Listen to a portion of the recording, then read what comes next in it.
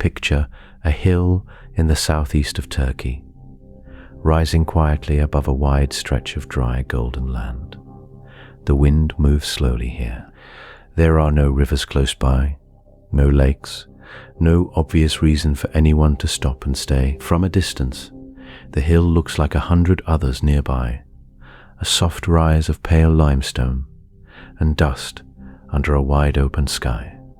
You would drive past it and think nothing at all. But beneath that quiet hill lies something that has made archaeologists rethink the whole story of how human beings became who we are. Buried under centuries of soil and wind-blown earth sit rings of massive carved stone pillars, some standing taller than a grown man, some weighing as much as a delivery truck. They were raised not by people living in cities, not by farmers with plows and granaries.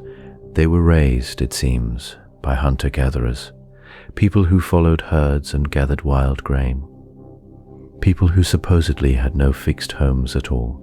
This place is called Göbekli Tepe, which means, roughly, hill with a potbelly in Turkish.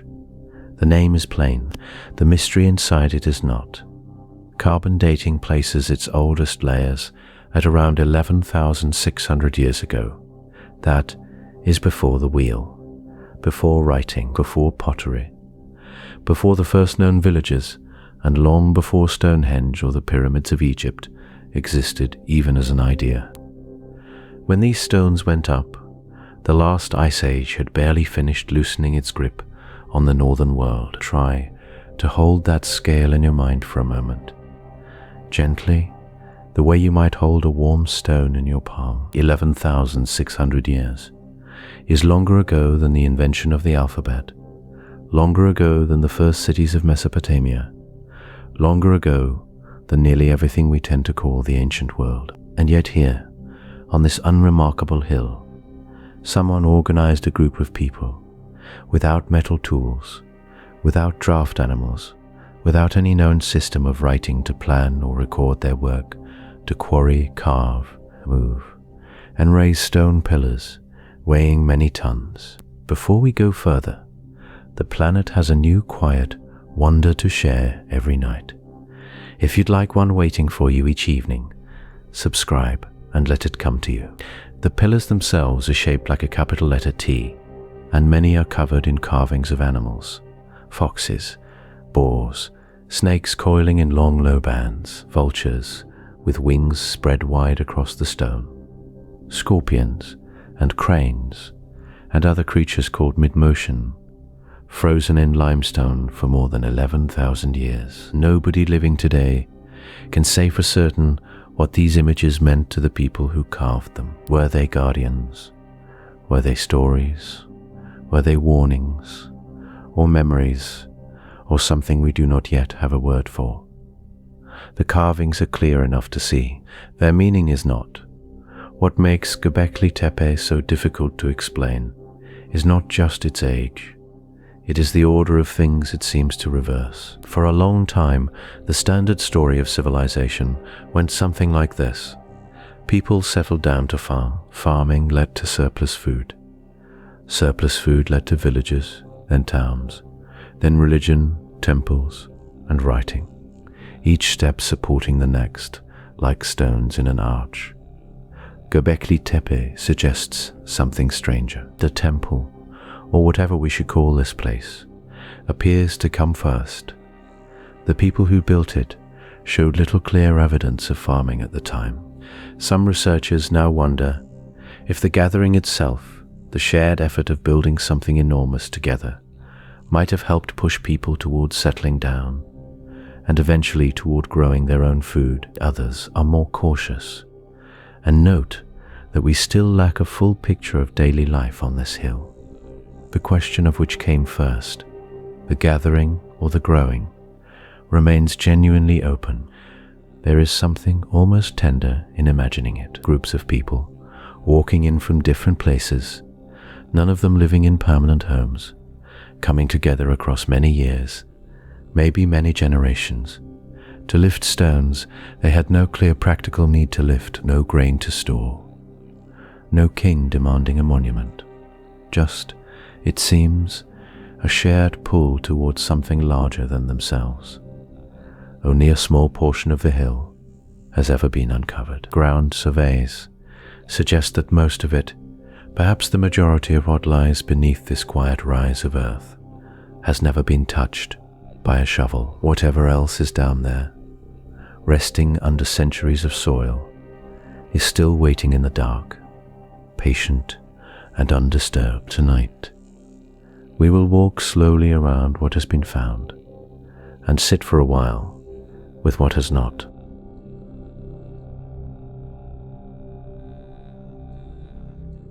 In the 1960s, a survey team walked over that same hill in southern Turkey. They were looking for signs of old settlements, moving across the region with notebooks and simple tools. They found broken pieces of limestone scattered across the surface. They noted them, measured them, and moved on. The pieces looked like nothing more than old grave markers from a forgotten cemetery. Nobody dug deeper. Nobody imagined what lay beneath the wheat fields and grazing sheep. It took 30 more years before anyone looked again with different eyes. In 1994, a German archaeologist named Klaus Schmidt visited the hill, drawn by the earlier survey notes. He had already studied the region for years and had a feeling about certain kinds of mounds. Something about the shape of this one felt wrong for a graveyard. The hill rose too high, too deliberately, for a place that only held the dead in shallow pits. He began to dig. Within days, the picture changed completely. Instead of scattered grave markers, his team found the tops of huge stone pillars, still standing where they had been placed thousands of years before. They were shaped like giant capital letters T, some taller than a grown man standing on another man's shoulders. The pillars stood in circles, arranged with a kind of order that no grazing sheep or scattered stone could explain by accident. That first season of digging revealed only the very top of something much larger. As the team removed more soil, the pillars kept going down and down again.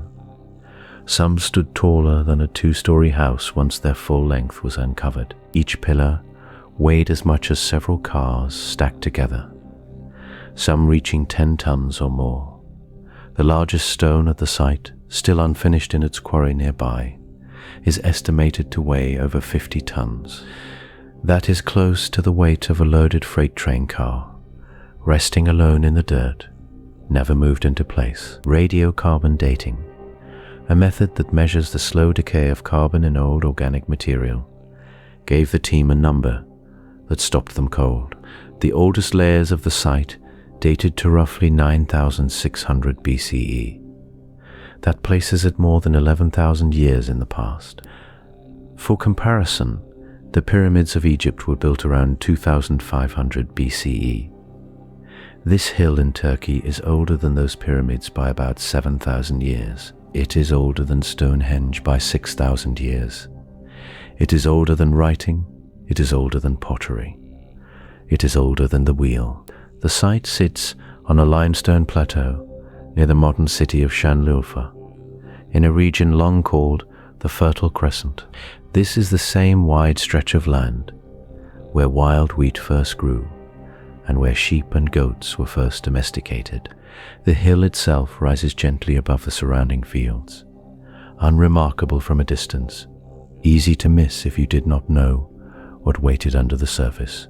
Locals call it Göbekli Tepe, which means Potbelly Hill, a simple name for the soft round shape it makes against the sky. What Schmidt and his team found beneath that soft round shape was a series of circular and oval enclosures, each ringed by these massive pillars. At the center of most circles stood 2 pillars, larger than the rest, facing each other like 2 figures in quiet conversation. Smaller pillars stood around them, connected by low stone walls. Many pillars carry carvings across their surfaces: foxes, boars, snakes, birds, and other animals, cut into the stone with a skill that suggests real practice and real patience. The strangeness only deepens with the timing. This hill was raised by people who left no clear evidence of farming or permanent villages nearby, at least not during its earliest phase. They were hunter-gatherers, people who moved with the seasons, following wild herds and wild grain. Yet here, on this one hill, something pulled them together long enough to quarry stone, carve it, and raise it upright without metal tools, without wheels, and without any animal strong enough to pull a heavy load. Schmidt spent the rest of his career trying to understand what he had found, until his death in 2014. His early instinct that this was some kind of temple, a place built for gathering rather than daily life, remains one of the leading ideas today. Other researchers have raised competing possibilities since, suggesting it may have served as a meeting ground, a feasting site, or something tied to ancestors and the dead. No one has settled the question. Only a small fraction of the hill has been excavated so far. Most of it still rests quietly under the earth, waiting, the way it waited for 30 years, after that first quiet survey team walked past without knowing what they had found.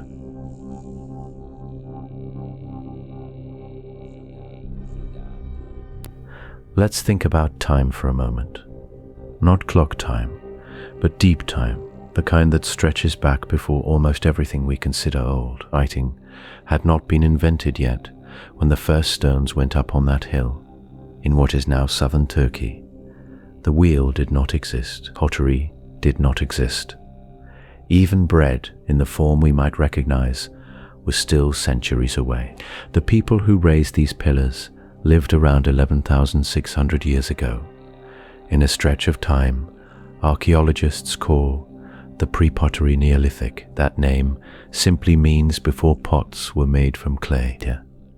It is a quiet way of saying these people had almost none of the tools we associate with civilization, and yet they built something civilization-sized. To picture how far back this reaches, think of the pyramids of Egypt. Those feel ancient to us, heavy with the weight of history. Göbekli Tepe is older than the pyramids by about 6,000 years. It is older than Stonehenge by roughly 7,000 years. When the first stones of this hill were being shaped, the last ice age had only recently loosened its grip on the world. Glaciers were still retreating across parts of the northern hemisphere. Sea levels were still rising, slowly swallowing coastlines that people once walked across freely. The world these builders lived in looked different from the dry hills we see in photographs today. Some researchers believe the region was wetter then, with rivers and wild grasses covering slopes that are now bare and brown. Herds of gazelle moved across the plains, wild boar rooted through the underbrush. Aurochs, the massive wild ancestors of modern cattle, grazed nearby, and their bones show up often in the debris left behind at the site. This was a landscape rich enough to support life without anyone needing to farm it. That detail matters because it challenges an old assumption. For a long time, the standard story of civilization went like this. People learned to farm. Farming let them settle in one place. Settling in one place let them build permanent structures, and only then did they turn toward big shared projects like temples or monuments. Agriculture came first, the story said, and grand architecture came after, as a kind of reward. Göbekli Tepe complicates that story in a way that still unsettles people who study it. The earliest layers of the site show no clear evidence of farming. The builders were most likely hunter-gatherers, moving with the seasons, following animals and wild plants, rather than tending fields. And yet they gathered here again and again, over many generations, to cut limestone from the bedrock and raise it into towering shapes. Some researchers now wonder if the order of the old story needs to be flipped. Perhaps the gathering came first, perhaps building something together, generation after generation, is what nudged people towards staying in one place long enough to start experimenting with crops. Others are more cautious about drawing that line so cleanly. They point out that early farming experiments were happening in scattered pockets across the region around the same general period, and the relationship between this hill and those first fields is still unclear. Did the builders here inspire nearby communities to settle down? Did settled communities nearby lend workers to this hill? Or did both things happen slowly, side by side, feeding into each other without a clean beginning or end? The evidence does not yet tell us which came first, and it may never resolve neatly into a single cause. What is not in question is the astonishing span of time the site covers. Radiocarbon dating, a method that measures the slow decay of carbon atoms in old organic material, places the oldest enclosures at around the 10th millennium BCE. Younger layers built on top show that people kept returning to this hill for well over 1,000 years. That is longer than the entire history of some modern nations. Generations of builders who never met each other, separated by centuries, somehow kept returning to the same slope of limestone with the same general purpose in mind. We do not know if they passed down instructions or stories, or simply a feeling that this particular hill mattered. We do not know if the earliest builders imagined anyone would still be adding to their work 1,000 years later. What we do know is that something about this place held meaning long enough to outlast empires that had not yet been born. The stones remember more than we can read in them, and the beginning of their story still sits mostly in shadow, waiting for more soil to be turned.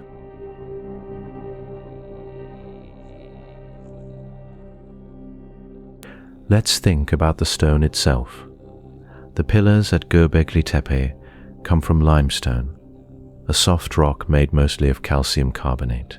That mineral formed over millions of years from the shells and skeletons of tiny sea creatures that lived and died in ancient warm waters. The hill itself sits on a limestone plateau, laid down long before any human eye existed to see it. In a quiet way, the temple's builders were shaping something older than almost anything else in this story. The stone under their hands had been waiting since a sea covered this part of the world, long before it dried into the dusty hills of southeastern Turkey. Limestone is soft enough to carve with stone tools, and that softness matters.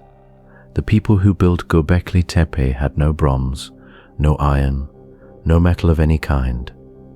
Metalworking was still thousands of years away. Instead, they used tools made of flint and other hard stones, chipped into scrapers, chisels, and picks.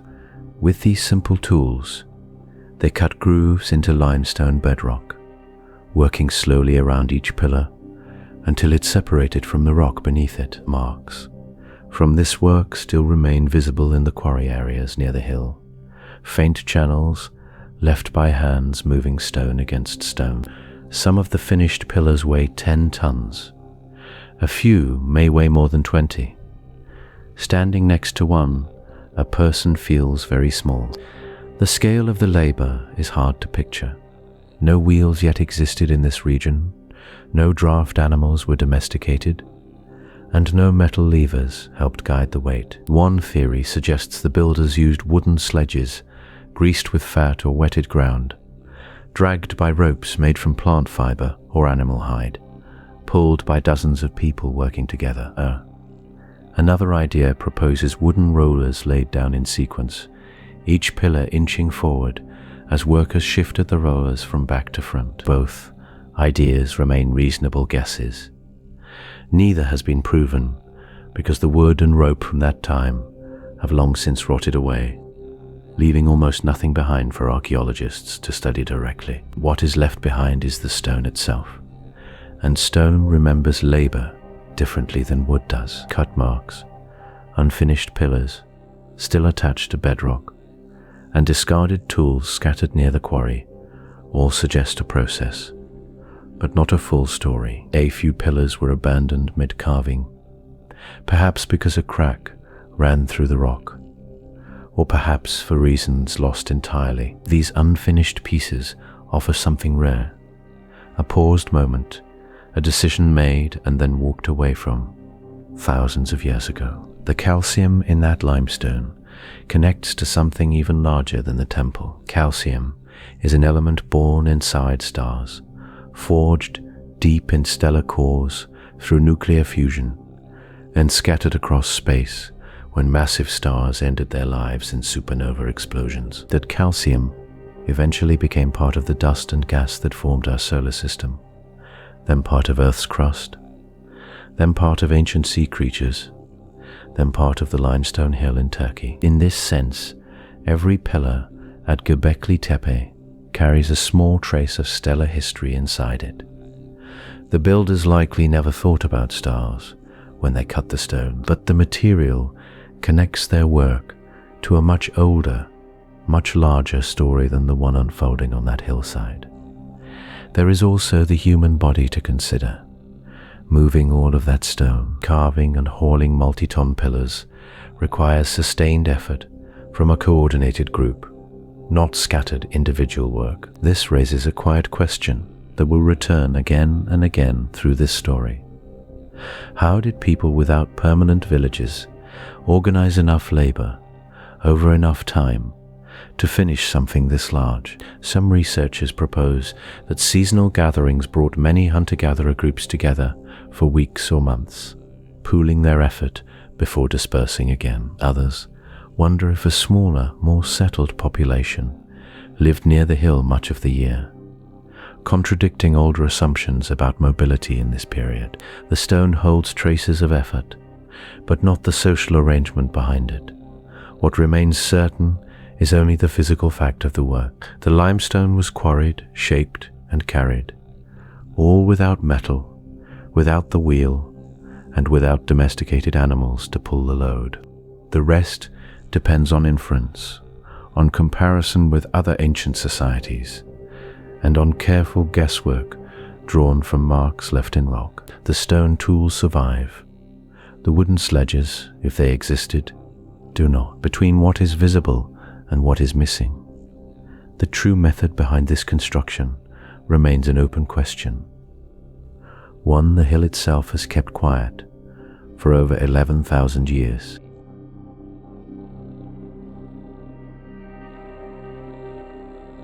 Picture one of those pillars standing alone in the quiet light of early morning. It rises taller than a person, sometimes taller than two people stacked one on top of the other. The top of each pillar is shaped like a giant letter T, a wide flat crossbar sitting above a long narrow trunk. No one had ever seen this shape used this way before. Göbekli Tepe was found, buried under this hill in what is now southeastern Turkey. Look closer and you notice something. Many of these pillars have arms, not real arms, but carved ones running down the sides of the stone in long faint lines. At the bottom, some pillars even have carved hands, the fingers resting gently over where a belt or a piece of clothing might be. This has led many researchers to a simple, striking idea. The pillars may not be pillars at all. They may be bodies, tall, stone bodies, standing in a circle, facing each other in silence. If that is true, then who are they? Some archaeologists think they may represent ancestors watching over the living from a place beyond death. Others wonder if they show something more like spirits or beings tied to nature, rather than any specific person who once lived. A few researchers stay more careful, saying the human-like features might be symbolic in a way we cannot fully translate, standing for status or role rather than for a single figure. No inscriptions explain the choice. No burial nearby names a name. The pillars simply stand, faceless above the neck, waiting. Atom. The animals carved onto their stone bodies deepen the puzzle rather than solving it. Foxes prowl across some surfaces, boars, snakes, and long-legged birds appear on others. A few pillars show scorpions, their pincers etched with careful, patient lines. These are not scattered doodles. The placement feels deliberate, almost like a private language written in creatures instead of words. Some researchers propose the animals may represent constellations, star patterns tied to hunting seasons or the turning of the year. Others suggest the animals functioned as totems, symbols linked to particular families or groups who gathered here. Both ideas remain open. Neither has been confirmed. There is a third possibility that some researchers find just as compelling. The animals might not symbolize anything distant or abstract at all. They might simply reflect the dangers and wonders of daily life for people who hunted wild game across these hills. A scorpion sting, a boar's charge, a fox slipping through tall grass at dusk. These were real encounters, not just symbols. If that is true, the carvings could be closer to memory than myth. The trouble is, we cannot ask the people who carved them which meaning they intended, or whether they intended several meanings at once. Then there is the question of alignment. Do any of these pillars point towards something in the sky? A certain star rising at a certain time of year, marking a season for gathering or planting or ceremony. Few studies have proposed loose connections between pillar placement and astronomical events, but the evidence stays thin and contested. Other researchers argue the layout more likely reflects the natural shape of the hill itself, or practical choices about how to enclose a space, rather than any careful sky watching. The ground beneath these enclosures has shifted slightly over thousands of years too, which makes any alignment claim even harder to test with confidence. What stays remarkable, no matter which theory a person favors, is the sheer intention behind these pillars. Someone chose the T-shape. Someone decided arms and hands belonged there, and animals belonged there too, in specific places, for reasons kept sealed inside a mind that has been gone for 11,000 years. There was no writing yet to leave instructions.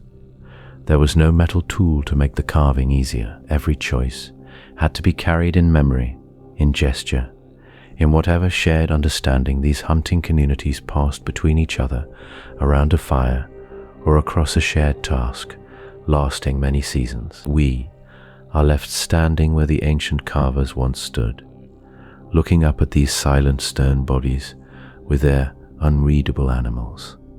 We can measure the pillars, we can trace every line of every carving with careful tools of our own. What we cannot do, not yet, is step inside the minds that shape them. The pillars keep their meaning close, the way old stone always does, patient and unmoved by all our modern guessing. For now, the mystery rests exactly where it was left, quiet, under an open sky, waiting the way it has waited for so many thousand years already.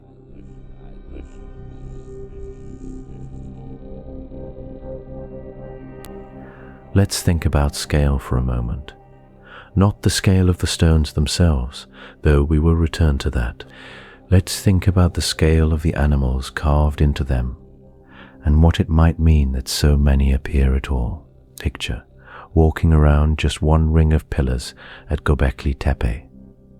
On the limestone surfaces, you would find foxes with sharp, alert ears. You would find boars with heavy shoulders and small tusks. You would find snakes coiling in long lines down the edge of a stone, as if pouring toward the ground. You would find cranes, vultures, scorpions, and spiders. Some pillars hold a single animal, others hold a crowd of them, layered close together, almost touching.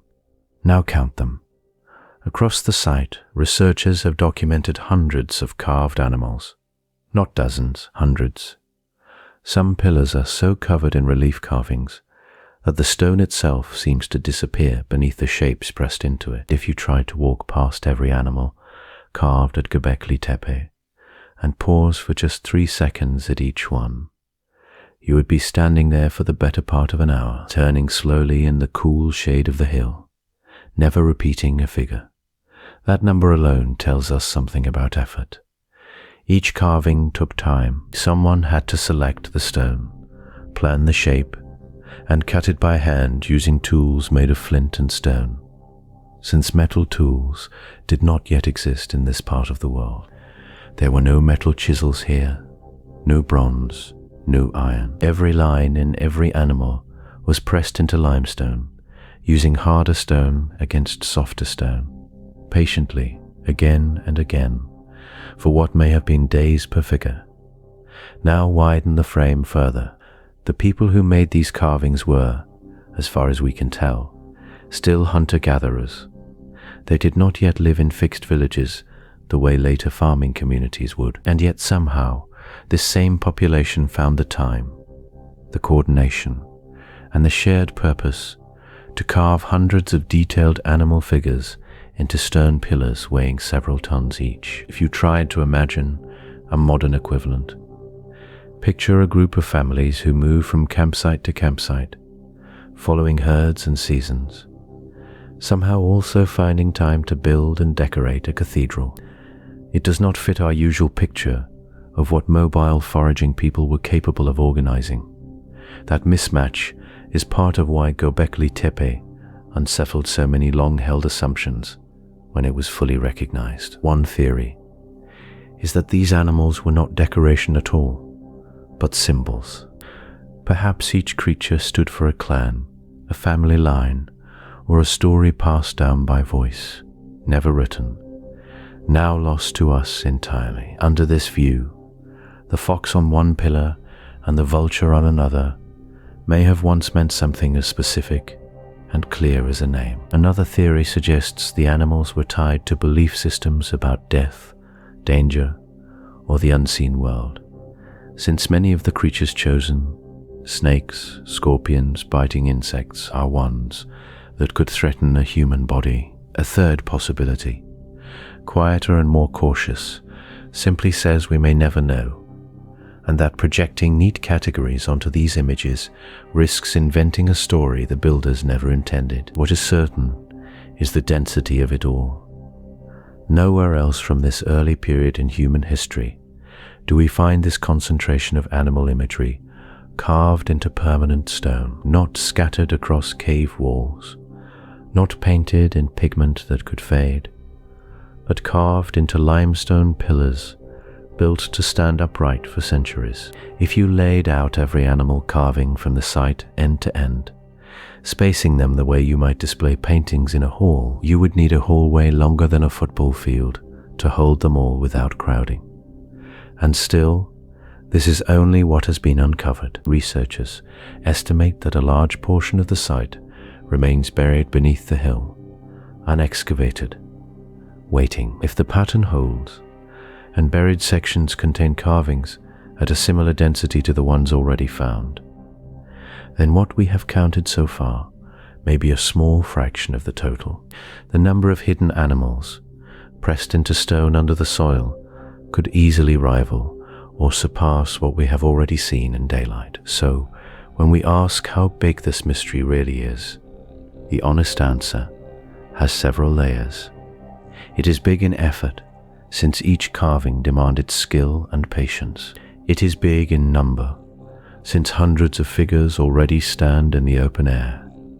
And it is big in what remains hidden, since so much stone still sleeps beneath the hillside. The scale is not just physical. It is the scale of a question that keeps growing every time researchers lift away a little more soil.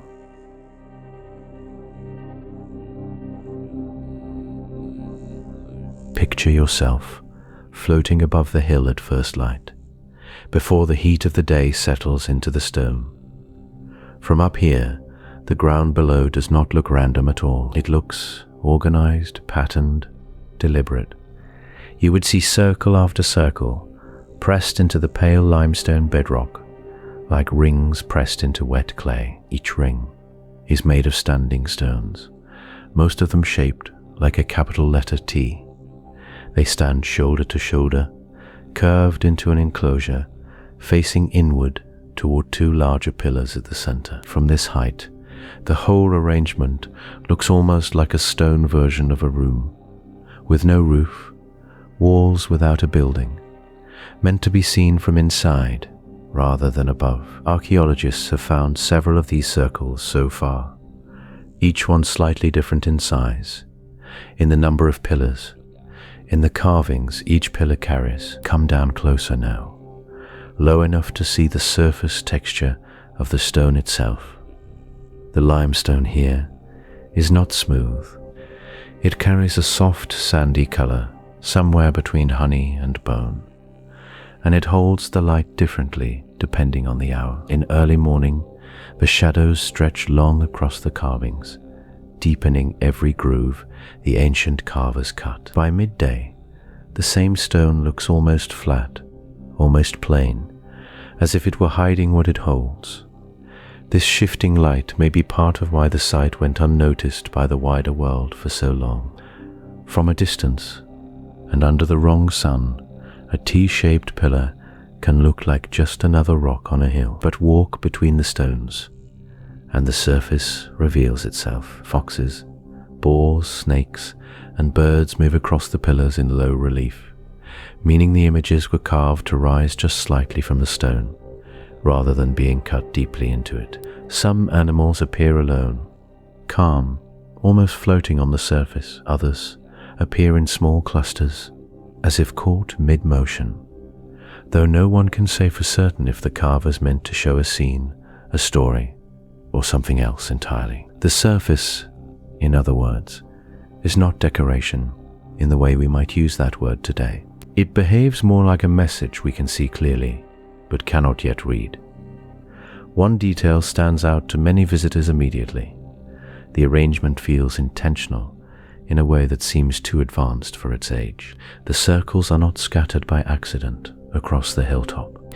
They appear to follow a rhythm, almost like the site was designed as a set of related rooms, built in sequence over generations. Some researchers have wondered whether later circles were built with the memory of earlier ones in mind, each new enclosure echoing the last while changing its details. Other researchers caution against reading too much unity into the layout, since the enclosures were built across a long span of time, and what looks like a plan to us might simply be the layered result of many separate choices, made by many different builders who never saw the earlier stages themselves. From above, you would also notice how empty the surrounding land looks. No river cuts close by, no fertile plain spreads out beneath the hill.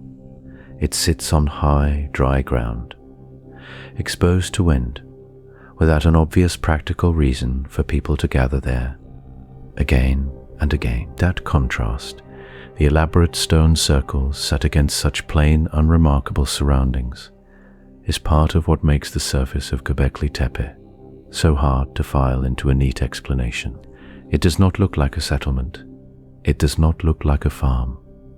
It looks like a place people came to on purpose, then left. If you walked the surface today, you would step across sections still open to the sky, and other spots roped off, waiting for future study. Excavated pillars stand exposed under a protective roof, built in recent years to shield the stone from rain and sun. Beyond that shelter, the hillside continues, mostly untouched, its true contents still hidden beneath a skin of soil and grass. What lies under that unbroken surface remains, for now, only a shape guessed at through ground-penetrating instruments, not something anyone has held in their hands.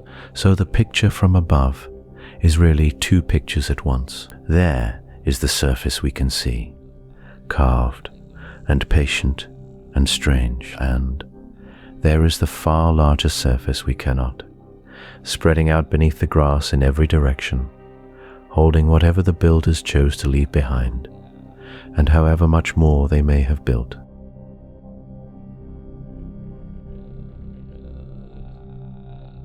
Something strange happened to these stone circles long after they were built. At some point, the people who used them did not walk away and let the wind and rain slowly bury the pillars over centuries. The evidence suggests something more deliberate. Layer after layer of soil, broken stone, flint chips, and animal bone were placed inside the enclosures, filling them in on purpose. Whoever did this buried a temple with their own hands, and no one yet knows why. Think about what that means for a moment. Someone built a ring of towering limestone pillars, each one carved with careful images of foxes, boars, and birds. People gathered there, perhaps for years, perhaps for generations. Then, instead of leaving it standing or letting it fall apart naturally, someone chose to fill the space with rubble. They poured in tons of debris until the carved pillars disappeared beneath the ground. The temple did not fade away. It was tucked in, like a bed being made. This backfilling is part of why the site survived so well, because the enclosures were covered over. The pillars were protected from thousands of years of weather and erosion. In a strange way, an act of burial became an act of preservation. Archaeologists sometimes call this a gift from the past, though no one who did the burying could have known that their choice would keep these images legible 11,000 years later. One idea about the burying is fairly simple. Perhaps the structures reached a natural end. Perhaps after long use, they were seen as finished, worn out, or no longer fit for whatever their purpose had been. Filling them in could have marked a kind of retirement, a way of closing a chapter before a new enclosure was built nearby. This would explain why several rings sit close together, each one slightly different in size and style, almost like separate rooms built one after another over time. A different idea suggests something closer to ceremony. Some researchers wonder if burial itself was part of the ritual, not an afterthought, but the final act in a longer sequence. If the pillars represented something sacred, sealing them beneath earth might have been a way of returning them to the ground, or protecting them from being seen again. In this view, the filling was not neglect. It was intention carried out with as much care as the carving had been. There is also the question of what filled the space. The debris inside the enclosures was not random dirt. It contained broken tools, animal bones, and pieces of stone that may have come from nearby quarrying or feasting activity. Some researchers see this as evidence of large gatherings, perhaps tied to the closing of an enclosure where food was shared and tools were used, then left behind in the fill. Whether this was celebration, mourning, or something else, we cannot say. The bones do not explain themselves. Whatever the reason, the burying was not a single quick event. It appears to have happened gradually, over what might have been years or even longer. Layers built up in stages, suggesting return visits, repeated activity, and a slow process rather than one afternoon of clearing land. This raises new problems. If people kept coming back to fill in a structure slowly, they must have remembered what it was and cared enough to keep working on it. The competing theories do not cancel each other out. It is possible that different enclosures were buried for different reasons, closed at different times, by different generations with different needs. Some might have been retired. Others might have been sealed with more reverence, without written records. We are left reading soil and stone for clues that resist a single tidy answer. What stays remarkable is the choice itself. Nature rarely buries a heavy stone circle neatly and completely on its own. Someone decided that these pillars, once so carefully raised and carved, should disappear from view, and, in disappearing, they waited quietly under the hillside for 11,000 years, until careful digging brought their carved eyes and horns back into the light. The question of why remains open, resting just beneath the surface, much like the pillars themselves once did.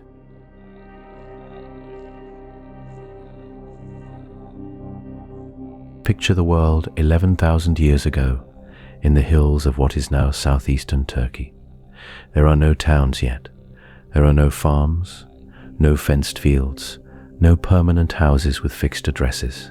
The people who lived near Göbekli Tepe moved with the seasons, following herds of gazelle, gathering wild wheat and pistachios, camping where the land offered food that month, and moving on when it did not. This is the world archaeologists call the pre-pottery Neolithic, a long stretch of time before pottery, before villages, before anything we would easily recognize as settled life. And somehow, within that moving, seasonal existence, people found a way to build something enormous and permanent on top of a windswept hill. That contradiction sits at the heart of the mystery. Hunter-gatherer groups are usually thought of as small, mobile, and loosely organized, moving in bands of maybe 25 to 50 people, raising a single T-shaped pillar, some standing taller than 5 meters and weighing many tons, would have taken far more hands than any one small band could offer. So how did groups without villages, without stored grain, without a central authority, ever gather enough people in one place long enough to quarry stone, carve it, and haul it up a hill? One idea is that Göbekli Tepe was not built by a single settled community at all, but by many different bands who traveled from distant places, perhaps drawn together during certain seasons of the year. Some researchers picture something like a rolling gathering, similar in spirit to a seasonal fair, where groups met at set times, worked on the stones together, feasted, and then dispersed again across the wider landscape. Animal bones found at the site, especially of gazelle, hint at feasting on a scale far beyond a single family's needs. If this picture holds, the site may have pulsed with life during certain months and then gone quiet, the hill left to wind, and stars until the next gathering season arrived. A competing idea suggests the builders may have been less scattered than that, perhaps drawing labor from a denser network of related groups living closer to the hill than we assume. Under this view, cooperation did not require enormous distances to be crossed. It required something else entirely, a shared reason strong enough to pull separate bands, near or far, into one sustained effort. Both ideas agree on the puzzle underneath them. Something made people cooperate at a scale we do not usually expect from foragers, and archaeology has not settled what that something was.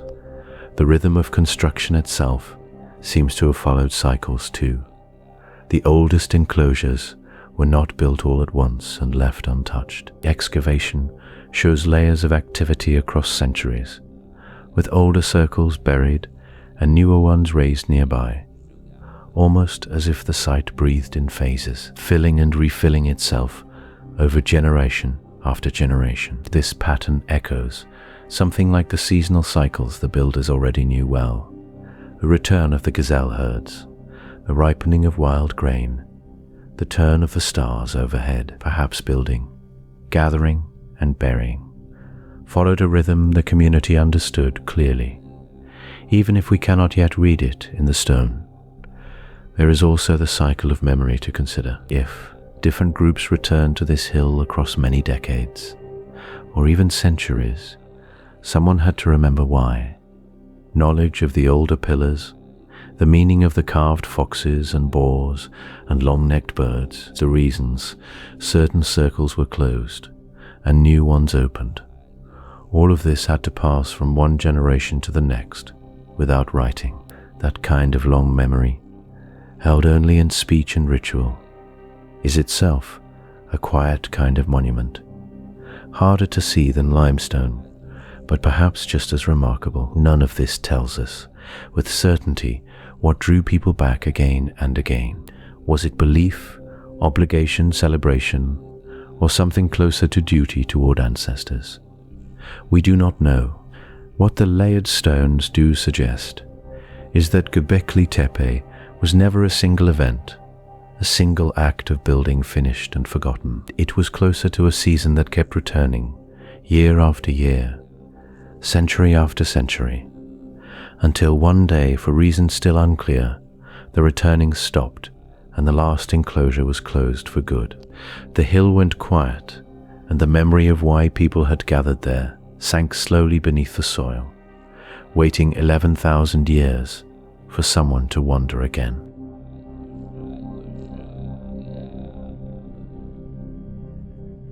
Picture the hill again, but now picture the land around it. Göbekli Tepe does not sit alone. Within a day's walk, and a little farther, other mounds rise from the same rolling ground in what is now southeastern Turkey, places with names like Karahan Tepe, Nevali Sori, and Sifa Tepe. Each one holds its own version of those same T-shaped pillars, carved with the same careful, patient hands. None of these sites was an island. They seemed to belong to something larger, a shared way of building and believing that spread across the region. Though nobody can yet say how, the knowledge moved from one hill to the next. This raises a quiet question about the people themselves. Were they one group, or many groups who met, traded and borrowed ideas from each other? The pillars at Karahan Tepe, only about 35 kilometers away, show carvings so similar in style that some researchers wonder if the same builders or their children worked at both sites. Other researchers are more careful. They point out that similar styles can also arise when separate groups solve the same problem in the same way, without ever meeting. The truth may sit somewhere between those two ideas, and for now, it stays unresolved. What is not in question is the food. Bones found near the enclosures tell a rich story of eating. Wild gazelle, wild boar, and wild cattle were hunted and cooked in numbers that suggest large gatherings rather than small family meals. Huge stone vessels, some capable of holding well over 100 liters, hint that people once brewed something here, perhaps an early form of fermented grain drink. If that is true, then Göbekli Tepe was not only a place of stone and symbol, it may also have been a place of shared meals, music, and something close to festival. This feasting idea has become one of the more gentle, human theories about why people gathered here at all. Imagine groups walking in from different valleys, carrying meat and grain, meeting on this hill above the plain. They would have shared food, shared labor, and maybe shared stories about the carved animals watching over them. Some archaeologists suggest that these feasts were the glue holding a mobile, spread out population together, giving people a reason to return to the same hill year after year, long before anyone lived here full time. But feasting alone may not explain the scale of the work. Moving and carving stones that weigh as much as small trucks takes more than a shared appetite for good food and wild game. It takes organized labor, patient teaching, and probably some shared belief strong enough to outlast a single gathering. This is where the neighboring sites matter again. If several hills across the region were doing similar work, then whatever pulled people together may have been bigger than any one village, bigger than any one harvest season. There is also the question of resources nearby. The area around Göbekli Tepe was once far greener than the dry, sunburned land visitors see today. Wild wheat and wild barley grew close by, the very plants that would later be domesticated in this same general region. Some researchers see this as more than a coincidence. One idea suggests that the pressure of feeding large seasonal gatherings again and again nudged people toward gathering, then tending, and eventually planting these wild grains on purpose. In this view, the temple did not follow farming.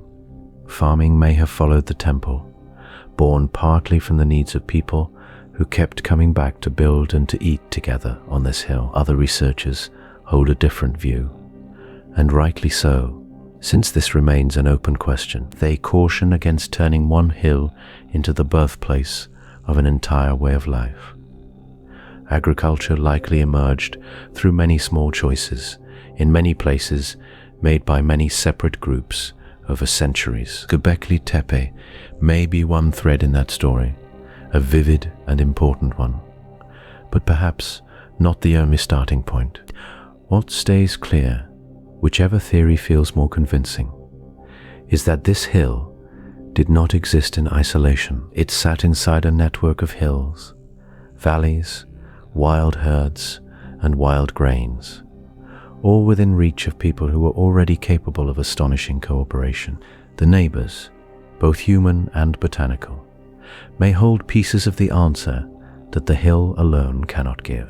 Whether the meals came before the meaning, or the meaning came before the meals, is still something we simply do not know. For now, the wild grain sways gently in an imagined wind, and the question waits patiently beside it, unhurried, the way old questions often do.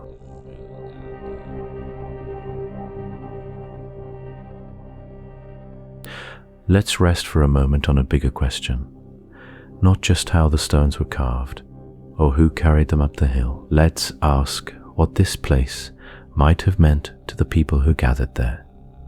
Some researchers use a careful word for it. They call Göbekli Tepe a temple. That word carries a lot of weight, and it might carry too much. Think about what the word temple usually means to us. A temple often belongs to an organized religion. It often has priests and rules and a god with a name. It often sits inside a town, surrounded by people who worship in the same way, year after year. But 11,000 years ago, on this hill in what is now southeastern Turkey, none of those things clearly existed yet. There is no evidence of towns nearby. There is no writing to tell us any god's name. There is no way yet to know if the people who built these circles agreed on a single set of beliefs at all. And yet, something drew them here, again and again, for perhaps 2,000 years. That span of time is hard to hold in the mind. 2,000 years ago, from where we sit now, reaches back further than most of recorded history. Imagine that same stretch of time spent building and rebuilding and returning to one hill. Whatever happened at Göbekli Tepe was not a single event. It was a practice, carried forward by generation after generation, most of whom left no names behind at all.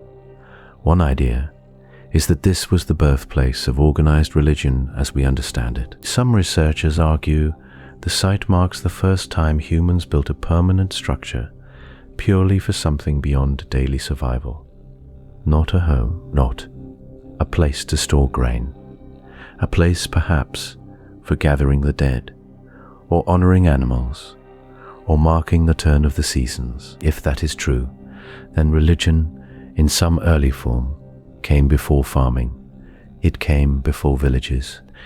It came before almost everything we usually think civilization needs first. But other researchers push back gently on the word religion itself.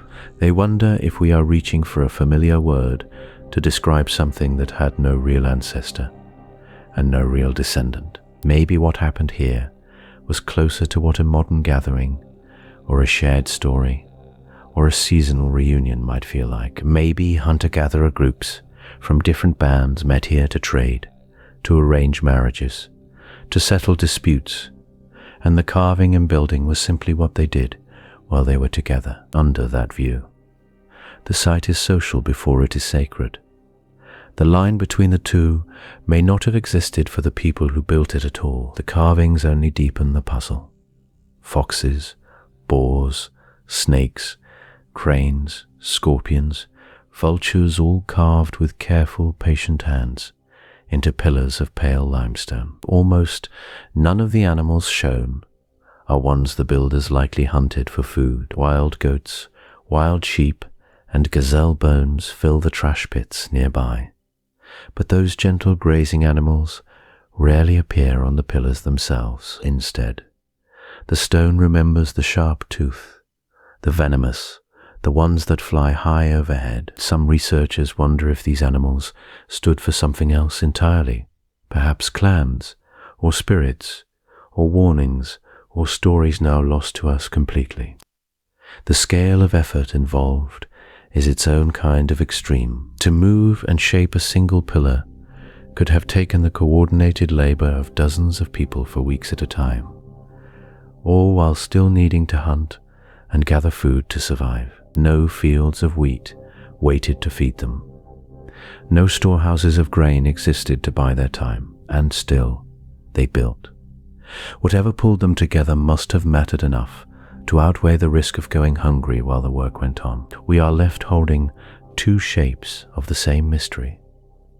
Perhaps belief came first, and it was strong enough to organize a mobile people into a settled kind of purpose for the first time. Or perhaps community came first, built slowly through shared gatherings, and belief grew up around it later, the way vines grow around an old fence post.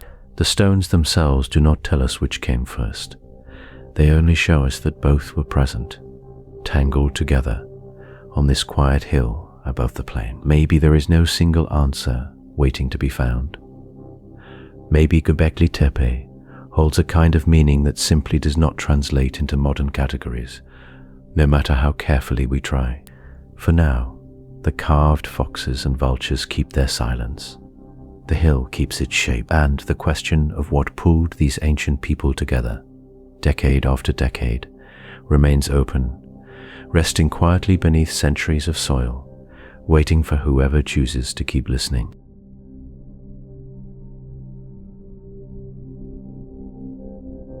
Let's think about weight for a moment. Not the weight of a question, but the weight of stone. Some of the T-shaped pillars at Göbekli Tepe weigh 10 tons. Some weigh even more. That is close to the weight of a loaded delivery truck, resting on limestone legs, buried in soil for thousands of years before anyone touched it again. The people who moved these stones had no wheels. They had no draft animals to pull a cart, because there were no carts yet, and no domesticated oxen or horses to pull them. What they had were ropes, most likely made from plant fiber or animal hide, and their own bodies working together in coordinated pulls. Picture dozens of people, shoulders braced, feet finding grip in the dust, moving a single stone slowly across the hillside. It is a quiet kind of labor, repeated over and over, day after day. The limestone itself came from a bedrock quarry, not far from the hill, where cut marks and partly finished pillars still lie in the ground today. Some of these unfinished stones give us a rare kind of window. They let us see the shape of the work before it was done, frozen mid-process, like a sentence someone stopped writing. One long pillar, still attached to the bedrock, stretches nearly 9 meters. If it had been finished and raised, it may have weighed more than 50 tons. We do not know why it was left there. Perhaps it cracked. Perhaps the builders changed their plans. The stone simply waits, half born from the earth, holding its silence. Look closely at the surface of a finished pillar, and the wonder deepens. The carvings are not rough or hurried. Foxes, boars, snakes, and birds appear in low relief, their outlines smoothed with care. Some edges are so fine that researchers believe the carvers used sharpened flint tools, worked slowly, almost like engraving, rather than chiseling. There is a patience in these lines that suggests the makers were not rushing towards some deadline. They had time, or they made time, for this kind of detail. Some pillars carry small marks that look almost like fingerprints of thought. Symbols, such as crescents, H-shapes, and rows of short lines whose meaning nobody has recovered. They sit quietly next to the animal carvings, easy to overlook, but archaeologists notice them again and again across different pillars. One idea is that these marks functioned as a kind of counting system, or a way to track events, perhaps even a form of early notation. Another view holds that they were purely decorative, filling space the way a border might frame a picture. Both explanations remain guesses. The marks keep their meaning to themselves. There is also a texture question that rarely makes headlines but fascinates researchers who study stone tools. Microscopic wear patterns on nearby flint blades show signs of repeated scraping and grinding, the kind of use you would expect from smoothing limestone. This tells us something about the how, even when the why stays hidden. The builders were not improvising with random rocks.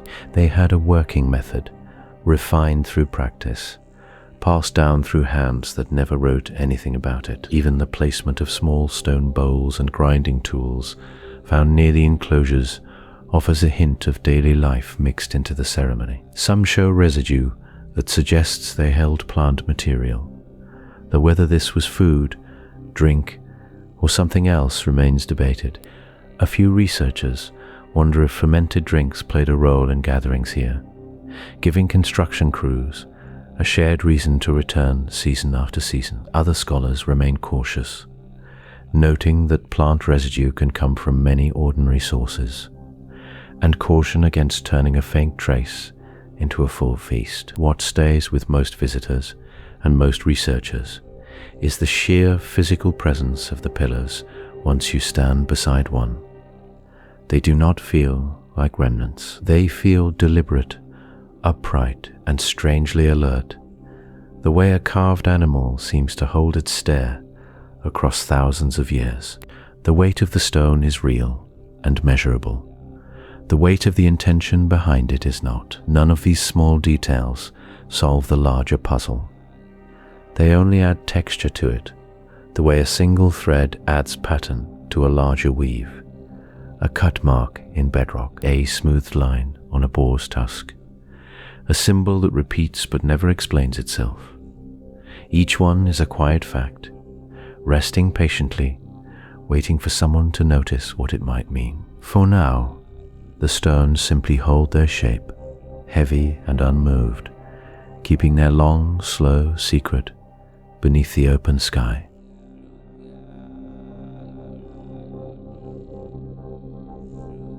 Picture the hill again, quiet under the stars, and think for a moment about the hands that once worked there. No wheel had been invented yet, no metal tool existed to chip away at limestone. And yet somehow, blocks weighing as much as several cars were cut, carried, and lifted into place. The question of how remains one of the calmest, most patient mysteries at Göbekli Tepe. There are no bones of oxen, no sign of any large animal ever pulled a sled across that ridge. Whatever moved these stones, it was moved by people alone. The nearest logical answer is also the most demanding one. Researchers who study the site believe the builders used ropes made from plant fiber or animal hide. Wooden levers and packed earth ramps built up around the stone as it rose. A pillar could have been dragged on its side across a bed of wet clay or grease, inch by inch, by dozens of people pulling together. It sounds almost too simple for a stone that stands taller than a person and weighs as much as a delivery truck. But simple methods, repeated patiently over months, can move mountains of weight. The open question is not whether this was possible, it is how many people it took and how they organized themselves to do it again and again, pillar after pillar, for generations. Some researchers picture something like a rotating labor system. Groups from different areas might have arrived at set times of year, perhaps after a hunt or a harvest of wild grain, to spend weeks working the stone together before returning home. This would explain how a population without permanent villages could still commit to a project that clearly took years, maybe decades, to finish. It also raises a gentler kind of question. Was the labor itself part of the ritual? Was hauling a 5-ton pillar across the hillside, shoulder to shoulder with neighbors, part of what made the site sacred in the first place? We cannot know for certain. No written record explains the feeling behind the work. We only have the stones, standing exactly where they were placed. There is a second puzzle, tucked inside this one, quieter but just as strange. The limestone was quarried only a short distance away, in shallow pits, still visible on the hill today. So the stone did not travel far, but it still had to be freed from the bedrock, using nothing sharper than harder stone tools, chert or flint, worked by hand into chisels and picks. Marks on the unfinished blocks left in the quarry show the process was slow and careful, almost surgical in its patience. Whoever did this understood the grain of the rock, the way it wanted to split, the way pressure could be walked along a seam until the stone gave way on its own terms. It is worth pausing here on what did not happen. The people of Göbekli Tepe left no evidence of the wheel, no draft animals, no metal in many older histories of civilization. Tools like these were treated as necessary steps before anything monumental could be built. Göbekli Tepe quietly challenges that order. It suggests that ambition, patience, and cooperation may have arrived before the tools we once assumed were required for them. Some archaeologists find this thrilling in a settled kind of way, a widening of what we thought hunter-gatherer life could hold. Others caution that we still do not fully understand the size of the workforce, or how long each pillar truly took, since dating construction phases with precision remains difficult. What is clear is the discipline behind it. The pillars are not rough or accidental. Their edges are straight. Their T-shapes are consistent from one enclosure to the next, as if built from a shared idea, passed down and followed carefully. That consistency across sites, separated by years, maybe by different groups of builders, suggests something like a memory, a plan, a tradition that outlived any one person who worked on it. How that plan was taught, and to whom, is another closed door in the hill. Standing at the base of one of these pillars today, looking up at the stone against the pale sky, it is easy to feel the scale of the labor even without knowing its details. The stone became old before that. The rope decayed, the ramps were leveled by wind and time. All that survives is the shape the human patience left behind, and somewhere in that patience is the answer we are still circling. Not just how the stone was lifted, but why it seemed worth lifting at all, to people who had every reason to keep moving light, and instead chose, for reasons of their own, to build something heavy enough to stay.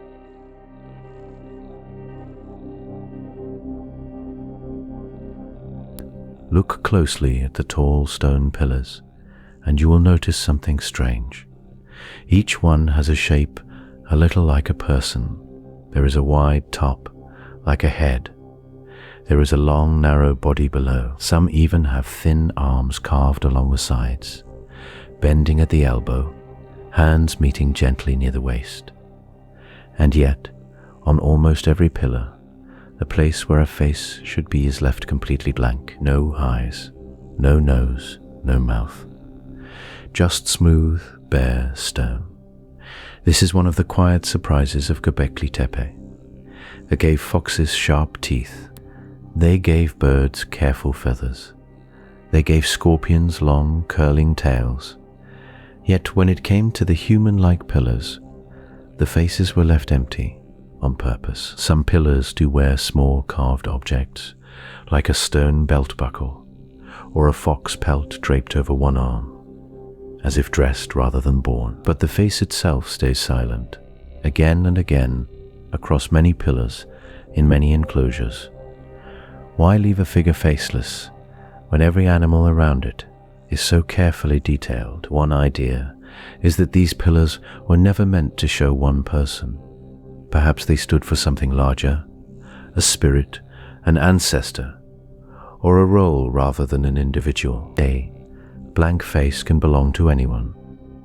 It does not tie the carving to a single name or a single life. Some researchers wonder if that was the whole point, a kind of quiet universality carved right into the limestone.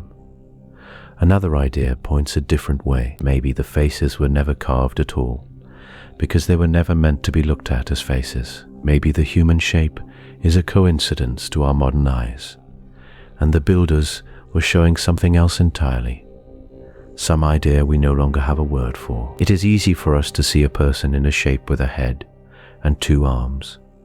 It is much harder to know if that is what the builders intended.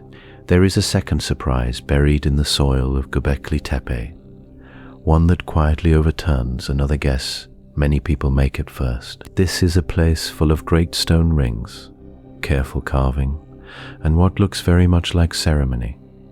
So it would seem natural to expect burials underneath, tombs of kings or priests, bodies laid out with honor. But after years of careful digging, no clear burial chamber has been found inside the main enclosures. No skeleton has been lying at the center of a stone circle, waiting to explain who all of this was built for. Small pieces of human bone have turned up in the fill. The packed soil and rubble that covers the enclosures. Some of these bone fragments show cut marks. A few skull fragments found nearby show carved grooves and a hole that may once have held a cord for hanging or display. This has led some researchers to wonder if Göbekli Tepe was tied to something scholars call a skull cult, a practice of treating certain human skulls with special care after death, perhaps displaying them, perhaps passing them among the living. Other ancient sites in the region show similar signs, so the idea is not built on this place alone. Still, no full skeleton has been found resting in a place of honor at the center of these rings. There is no obvious grave of a leader, no chamber built to hold one important body. If this was a place tied to death, it does not look like the burial grounds people expect from other ancient cultures. The dead, if they were part of this place at all, seem to appear only in fragments. This absence is its own kind of clue, even without an answer attached to it. It tells us that whatever purpose these enclosures served, it was probably not a simple tomb built for one powerful person.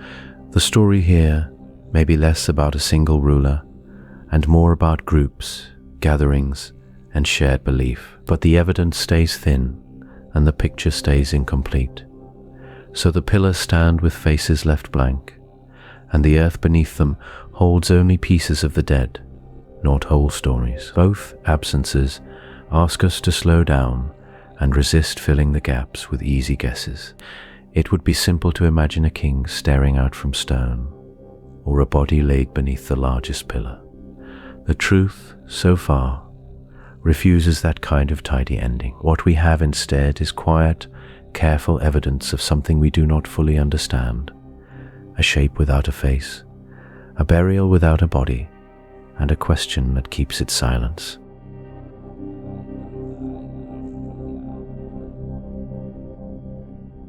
Look closely at one of the great pillars at Göbekli Tepe, and you will find a world carved into stone. A fox tilts its head near the crook of an arm. A scorpion holds its claws still, forever frozen mid-stride. Birds with long necks stretch across the surface. Snakes coil and slide down the edges like water finding a path downhill. These are not random scratches. Someone planned them, someone practiced them, someone chose them on purpose. And yet after all these years of study, no one can say for certain what any of them mean. Some researchers see a kind of language in the carvings, though not a language of letters. They wonder if each animal stood for an idea, a family, or a group of people, the way a flag or a badge might stand for something today. A leopard might belong to one group of hunters, a vulture might belong to another. If that is true, then the pillars may be a record of who gathered here, carved in a code we have lost the key to. It is a tempting idea, because it would mean the builders were not just decorating stone, they were writing something down, thousands of years before writing as we know it existed. Other researchers hold back from that idea. They point out that we have no second text to compare these symbols against, no way to check if a snake always means the same thing on every pillar. Without a matching set of clues, reading the carvings as a language may be projecting a modern habit onto ancient stone. Maybe the animals are not words at all. Maybe they are something closer to prayer, or memory, or story told without needing translation. The honest answer is that both ideas remain open, sitting side by side, neither one proven and neither one ruled out. What makes the puzzle deeper is how the carvings seem to talk to each other across the site. The same creatures appear again and again, on different pillars, in different enclosures, built in different years. A fox shows up here, and a fox shows up there, carved by hands that may never have met. That kind of repeat pattern suggests shared knowledge passed between people, perhaps between generations, perhaps between distant groups who gathered at this hill only once in a while. The animals seem to form a shared vocabulary, even if we cannot yet translate a single word of it. The connections do not stop at the carvings. Some of the pillars seem to lean toward each other in pairs, tall central stones, facing one another inside a ring of smaller ones, almost like two figures standing in the middle of a room built just for them. A few researchers wonder if these central pillars represent ancestors, or spirits, or beings from stories now lost to time. The arms, carved faintly on some pillars, bent at the elbow, hands resting near a belt, add to that feeling of a body standing quietly in stone. Still, nothing carved anywhere at the site tells us a name, or a face, or a single sentence of belief. It helps to think of the whole hill as a kind of conversation. The people who shaped these stones were connected to the animals living around them, to the changing sky above them, and to each other across long stretches of time.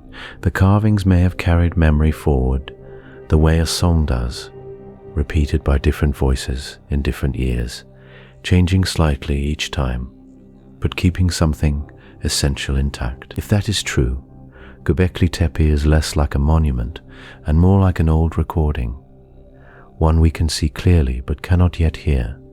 There is something calming in sitting with that kind of not knowing. The scorpion on the stone does not need our explanation to have meant something once.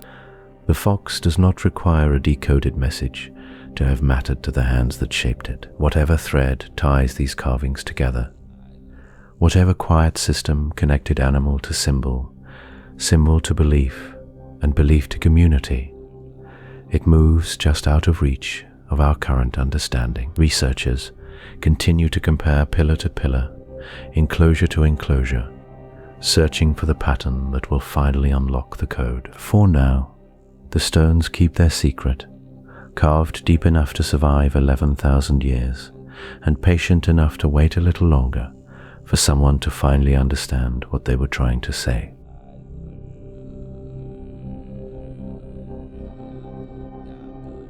Picture the world as it stood 11,000 years ago. There were no cities anywhere on Earth, no towns, no permanent villages as far as we can tell. In the hills around what is now southern Turkey, the people who raised those heavy pillars at Göbekli Tepe lived by hunting gazelle and wild boar, and by gathering wild grains from fields that no one had yet learned to plant on purpose. This is the puzzle that sits at the heart of the site. Everything we once thought had to come first, before people could build something so large, seems to have come later here, or perhaps not at all in the order we expected. For a long time, the standard story of human history moved in a simple line. First, people settled down, then they farmed. Then, with food secure and bellies full, they had the time and the surplus to build temples and monuments. Göbekli Tepe does not fit neatly into that line.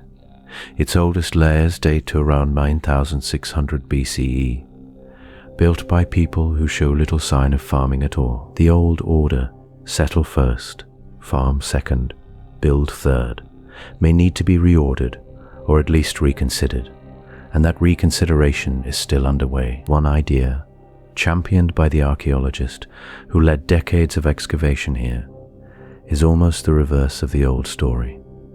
Perhaps the gathering itself came first. Groups of hunter-gatherers, scattered across a wide territory, may have come together seasonally at this hilltop, for reasons we can only guess at.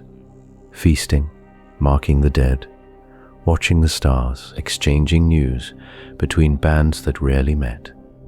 Building something enormous together, year after year, could have required more food than hunting and gathering alone could reliably provide. Under this view, the demand to feed a gathered crowd may have pushed people toward the first experiments with wild grains, nudging the region toward farming almost as a side effect of ritual. A competing view is more cautious about that order of causes. Some researchers point out that early farming experiments were already happening in scattered pockets across the wider region during this same span of centuries, and that Göbekli Tepe may simply be one thread within a much larger and slower change, not the spark that started it. Under this reading, hunting and early farming were not opposites lined up in sequence. They may have overlapped for a long stretch, blurring into each other unevenly, place by place, group by group. The clean line between hunter-gatherer and farmer, so often drawn in textbooks, may never have existed this cleanly on the ground. What is not in question is the length of time involved. The enclosures at Göbekli Tepe were not raised in a single burst and abandoned. People returned to this hill across many centuries, adding pillars, building new enclosures, filling in old ones, reshaping the hillside slowly across generations who never met each other. A child born near the start of this span and a child born near its end were separated by more time than separates us today from the earliest cathedrals of medieval Europe. Whatever purpose drew people back here, it held steady or was passed down and reinterpreted for far longer than most human institutions managed to survive. And somewhere across those centuries, the wider world truly did change. Wild wheat became domesticated wheat. Wild sheep and goats became herded animals. Small mobile bands slowly became something closer to settled communities. First here in this region, then spreading outward. Göbekli Tepe sits right at the hinge of that shift, neither fully on one side nor the other, which is exactly why it resists easy explanation. It is a monument built by people who, by the old definitions, should not yet have had the means to build monuments at all. There is a quiet comfort in sitting with a mystery that unfolds this slowly. Nothing about this hill happened quickly. The stones did not appear overnight, and the meaning behind them did not arrive fully formed either. Centuries passed, ideas likely shifted.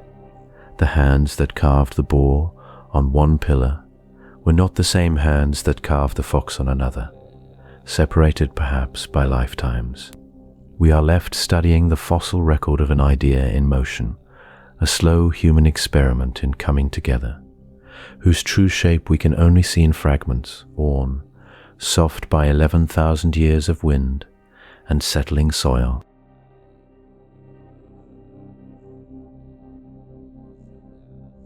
Picture a hillside cut open like a book.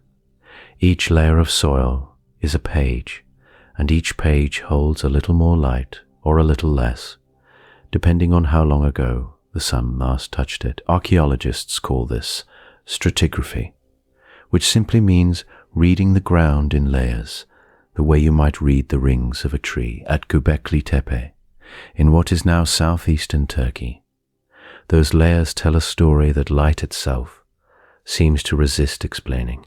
The deepest enclosures sit in soil the color of old rust and ash, a dim reddish-brown that has not seen open sky in many thousands of years. When excavators first reached those levels, the light down there was soft and filtered, falling through careful screens and tarps rigged to protect the stone from harsh sun. The limestone pillars themselves have a pale, chalky surface, almost the color of bone, and under low light their carved animals seem to shift, as if the shadows are doing some of the sculpting. A fox's ear catches a shadow at one angle and vanishes at another. This is not an illusion built by chance. Some researchers think the carvers understood exactly how light would move across the stone through a day and shaped their animals to answer it. That idea leads to one of the site's quieter questions. Were these enclosures ever meant to be seen by the sun at all? Or were they built for a kind of light we do not usually think about? The glow of fire at night. No clear soot layers or hearths have been found deep inside the main enclosures, which makes some archaeologists doubt torchlight was the main way these spaces were experienced. Others point out that organic material like charcoal does not always survive well across 11,000 years, so the absence of soot cannot be treated as proof of a dark, unlit interior.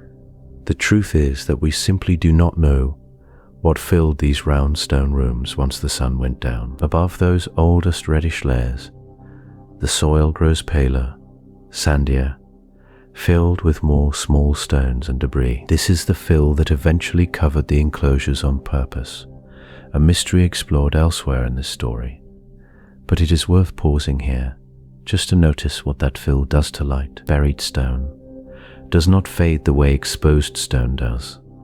It does not bleach under ultraviolet rays or streak with rain. The carvings sealed earliest are, in some ways, the freshest, their edges sharp, their surfaces less worn than pillars that stood exposed even briefly before burial. When archaeologists brush away the last soil from a face or a claw, they are often looking at a surface that has not felt open air since the Stone Age. The light hitting it during excavation may be the first daylight it has known in 11 millennia. This creates an odd tenderness in the work. Excavators speak of uncovering a pillar the way you might speak of waking someone gently. Photographers wait for the right hour, when the sun sits low and throws long shadows across a carved boar or a coiling snake, because that raking light reveals detail that flat midday sun erases completely. Under a high sun, a carving can look almost smooth, its lines washed out. Under early morning or late afternoon light, the same stone suddenly shows deep grooves, deliberate cross-hatching, small marks that might be decoration or might be something closer to counting or memory. Nobody agrees yet on what those smaller marks mean, but the light needed to see them at all shapes. How researchers document the site, season after season. There is something almost devotional in this attention to light, though no one claims to know if the builders felt the same care. One theory holds that certain pillars were positioned to catch specific moments of solar light, perhaps at a solstice, when the sun's angle shifts the shadows across a whole enclosure at once. If true, it would suggest builders who watched the sky closely and planned across seasons, not just years. Other researchers remain cautious, noting that with enough pillars and enough angles, some alignment with the sun becomes almost inevitable by chance alone. The disagreement is not really about the stones. It is about how much intention we are willing to read into shadows that fall the same way, whether or not anyone meant them to. For now, the hillside keeps its layers close, older light sealed beneath newer soil, each level holding a slightly different version of the past. Every trench cut into the ground is also a small journey backward through the color of the earth itself, rust to sand to soil to grass. We can measure that light. We can photograph it, angle it, chase it across carved stone at dawn, What we still cannot fully say is what the people who built these rooms wanted the light or the dark to do for them.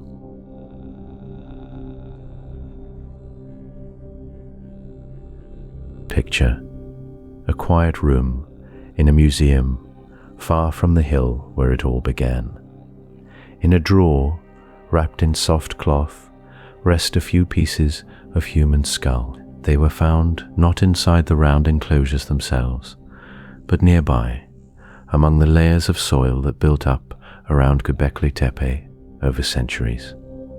And on their surface, someone long ago carved careful lines, grooves that follow no natural crack in the bone, grooves that look to the eye like they were made on purpose, with a steady hand, and perhaps with meaning we cannot recover. Researchers who study these fragments describe a pattern that seems intentional. Deep incised lines run along the bone in ways that suggest decoration or marking or something closer to memory. One of the fragments even has a small hole drilled near its edge, as if it were meant to hang from a cord, worn close to a body, or displayed somewhere a person could see it each day. No name comes with these bones. No inscription tells us who they were, or why their skull was chosen for this treatment, instead of simply being placed in the ground. This detail matters because it adds a new kind of quiet to the mystery. Most of what we know about Göbekli Tepe comes from stone. The great pillars, the carved foxes and boars and birds, the rings of limestone standing shoulder to shoulder in the earth. But bone speaks differently than stone. It once breathed, it once had a face.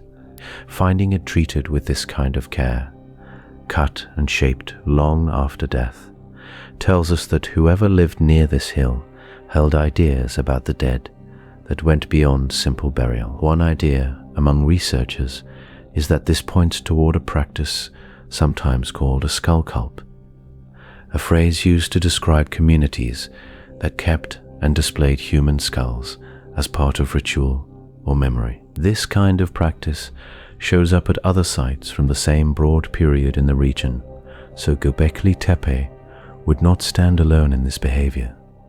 Perhaps the skulls belonged to respected elders. Perhaps they belonged to people who held some special role in ceremonies performed inside the enclosures.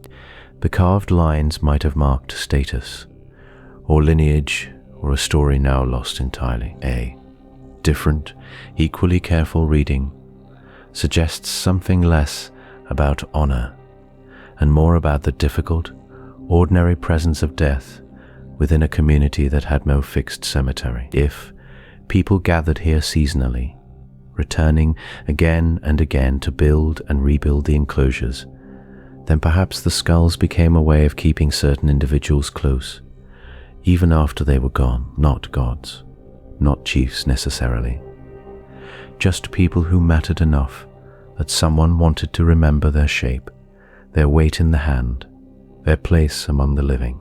There is also the simple problem of scarcity.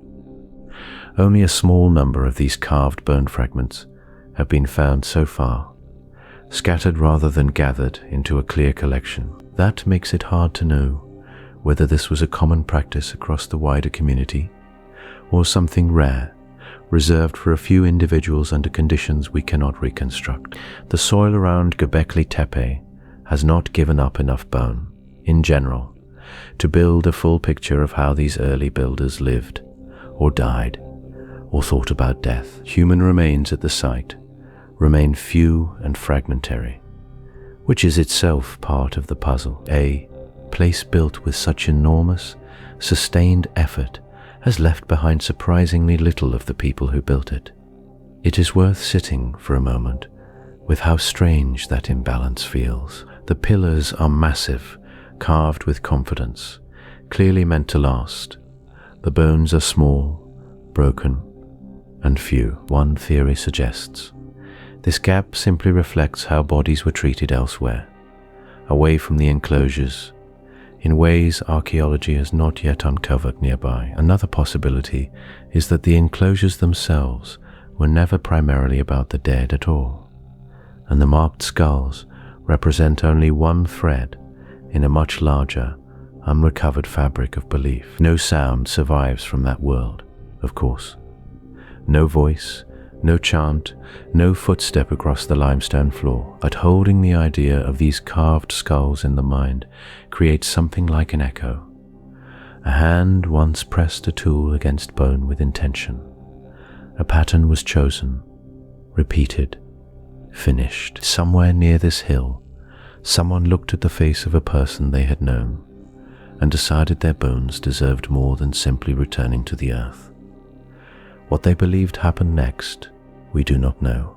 The question stays open, resting quietly beneath the same soil that still holds so much of this hill's silence.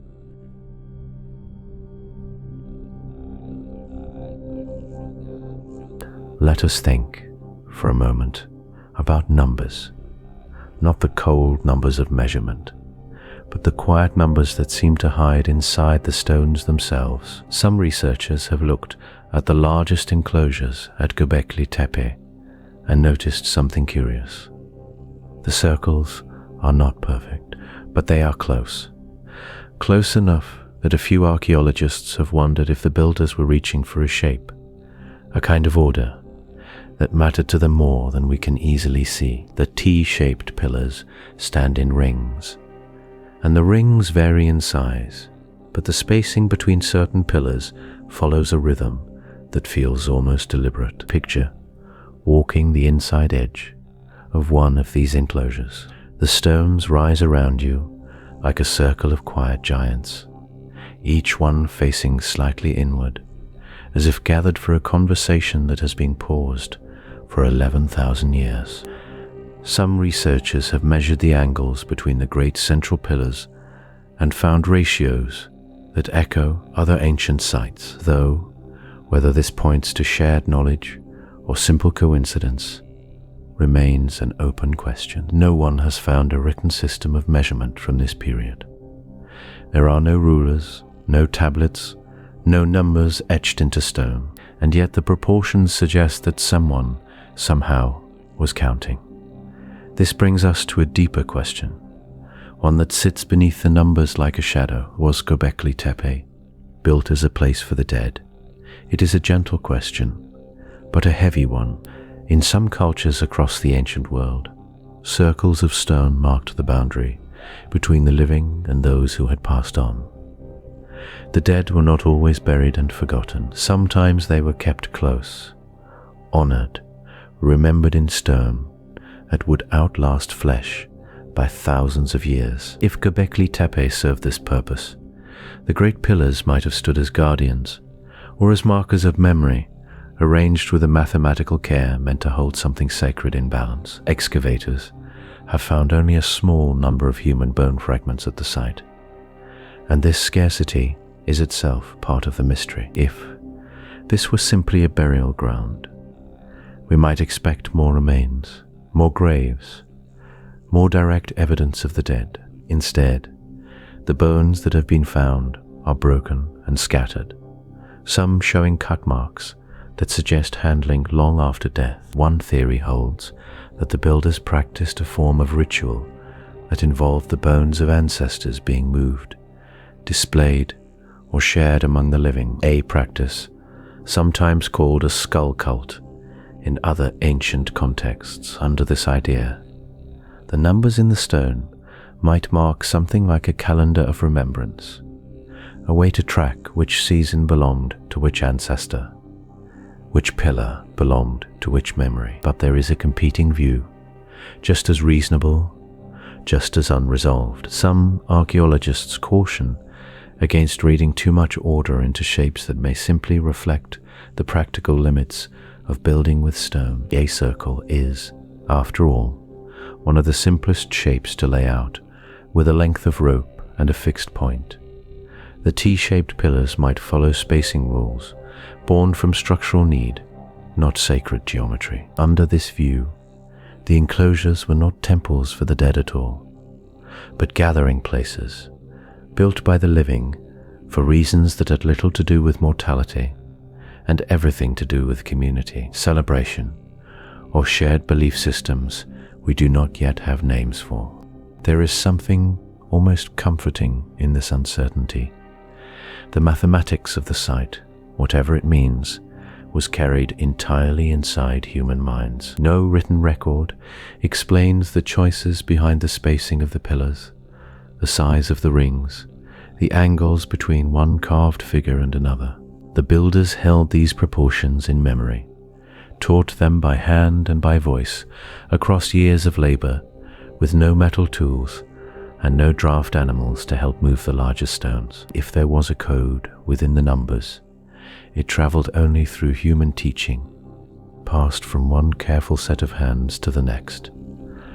Tonight, we do not need to solve this. We can simply picture the circle of stones under a sky full of slow-moving light and imagine the quiet arithmetic that shaped it, whether counting seasons, counting ancestors, or counting something we may never fully name.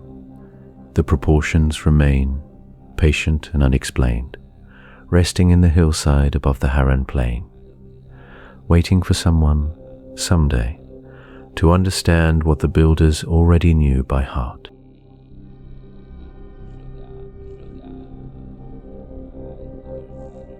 Let's think for a moment about other old stones scattered across the world, and how strange it feels to set them beside the hill at Göbekli Tepe. Stonehenge on a windy plain in southern England rose about 6,000 years after the first pillars at Göbekli Tepe were carved. The pyramids of Egypt, built by a settled kingdom with kings and scribes, came even later than that.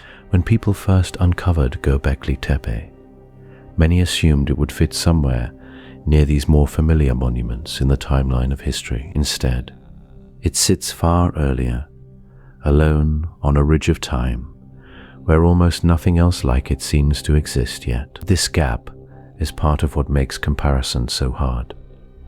Stonehenge was raised by farming communities who had already settled into fields and pastures. Egypt's temples came from a civilization with writing, with grain stores, with rulers who could command labor across a whole river valley. Göbekli Tepe seems to come from a world with none of that.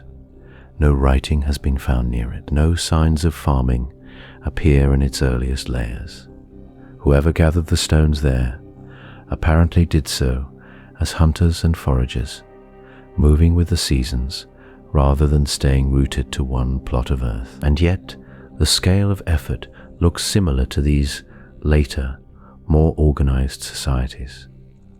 Pillars weighing many tons had to be cut from limestone bedrock, dragged and lifted upright. That kind of labor usually goes hand in hand with strong central leadership, stored food, and a settled population that can be fed while it works. Some researchers wonder whether Göbekli Tepe forces us to loosen that assumption. Perhaps large gatherings of mobile people could organize themselves for short, intense bursts of shared labor, coming together for a season, then dispersing again. It is a quieter kind of complexity than a kingdom, but complexity all the same. Other researchers lean toward caution here. They point out that we still do not know how long any single enclosure took to build, or how many people worked on it at once. A slow project stretched across many years, with small groups adding a little at a time, would not require the same coordination as a fast, centralized effort. The stones themselves do not tell us their own schedule. This is one of the reasons Göbekli Tepe resists easy comparison to Stonehenge or the pyramids. We know much more about who built those places and roughly how. There is also the matter of purpose. Stonehenge appears tied to the movements of the sun. Its stones are lined with sunrise and sunset on certain days of the year. The pyramids were tombs, built to house kings for what their builders believed was an eternal afterlife. Göbekli Tepe offers no such clear answer. No throne has been found inside its rings. No single grave marks it as a resting place for a ruler. The T-shaped pillars, carved with foxes, boars, birds and snakes, suggest meaning we can sense but not translate. Some scholars have proposed loose alignments with stars or the movements of certain constellations, though this idea remains debated and far from settled. What ties these ancient stone places together, despite their different ages and purposes, is the human instinct to mark a piece of ground as different from the rest. Somewhere along the way, people decided that stone, unlike wood or bone or cloth, could hold a memory across generations. Whether that memory was of gods, of ancestors, of the sky, or of something without a name we still use, is impossible to say with confidence. Göbekli Tepe simply asks the question earlier than any other known site, before farms, before pottery, before permanent villages. Standing back from all these comparisons, one thing becomes clear: Göbekli Tepe does not slot neatly into the story we once told, about how civilization grew, step by step, from hunting to farming, to cities to temples. It sits at an odd angle to that story, suggesting the steps might have happened in a different order, or perhaps in no fixed order at all. Some researchers now wonder if monuments like this one came first, drawing people together long enough that farming and settlement followed as a kind of side effect. Others still favor the older view that only farming could have produced the surplus needed for such a project. Neither answer has won yet. The stones remain quiet on the matter, carved with animals that watch but do not explain themselves. For now, Göbekli Tepe stands as its own kind of monument, one that asks us to hold two ideas gently at once. We may need to rethink when complex ritual life began, or we may simply be looking at an exception, a single hill that got there early, for reasons still buried in its own foundations.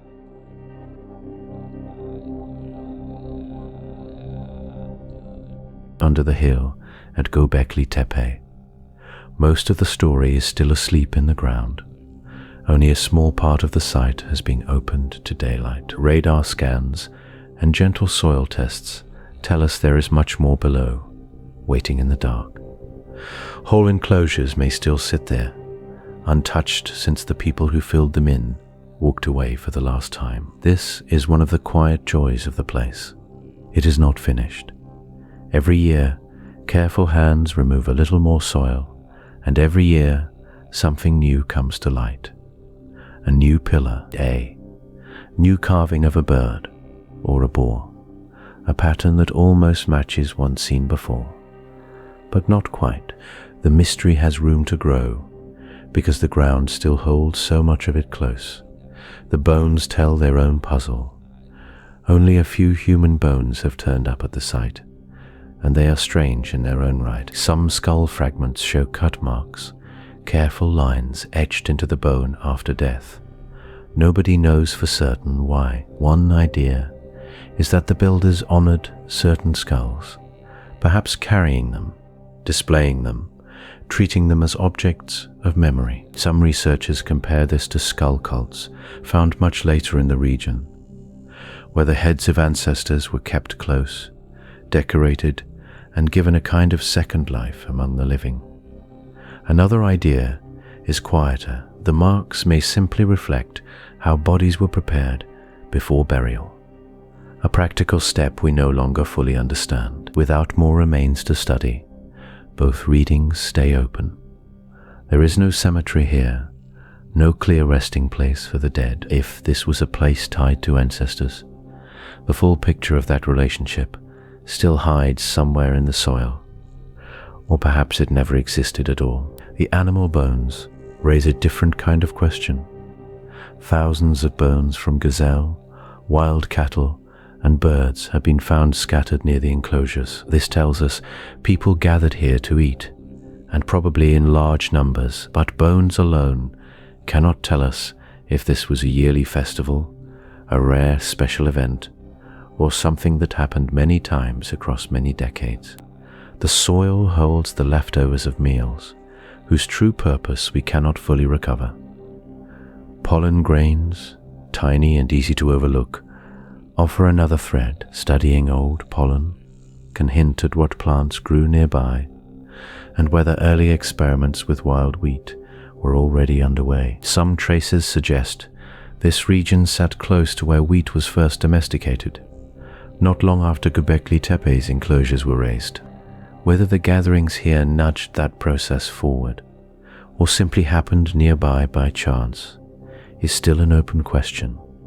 Cause and coincidence can look very similar from a distance of 11,000 years. Even the stone itself keeps secrets. Tool marks on the pillars can tell us something about the methods used to shape them, but not who decided the designs, or why one animal was chosen over another for a particular pillar.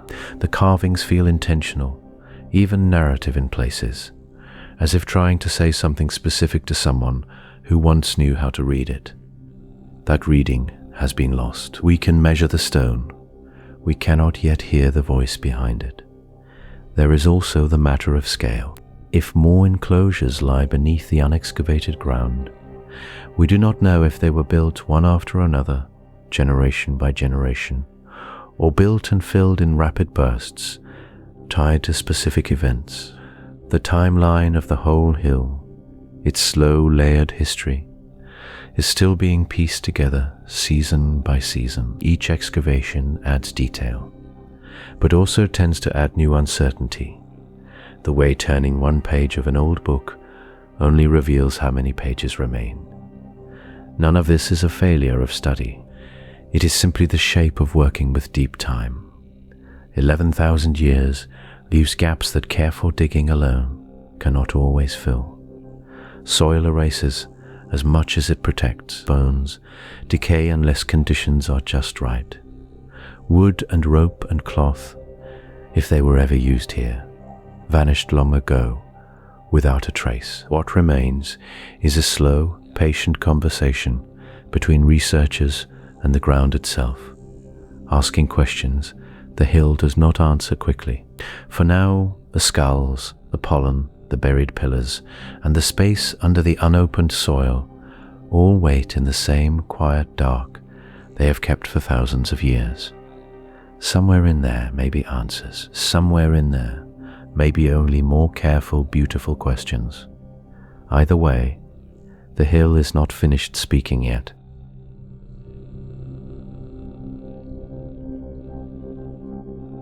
Ideas about this hill have come and gone for almost 30 years now. Each new season of digging brings a fresh explanation, and each explanation seems solid for a while, until the soil gives up something that does not quite fit. This is the quiet rhythm of the place. A theory rises, gathers support, and then a single carved stone or a single layer of ash asks a question the theory cannot answer. At first, some researchers believed the enclosures were simple gathering spots, places where roaming bands might pause and trade stories. That idea softened once the scale of the carving became clear. No one gathers casually around pillars that took months to shape. Then came the idea of a temple built for gods now forgotten, a house for beings whose names never survived into any later language. This idea still holds real weight, but it cannot be proven with stone alone.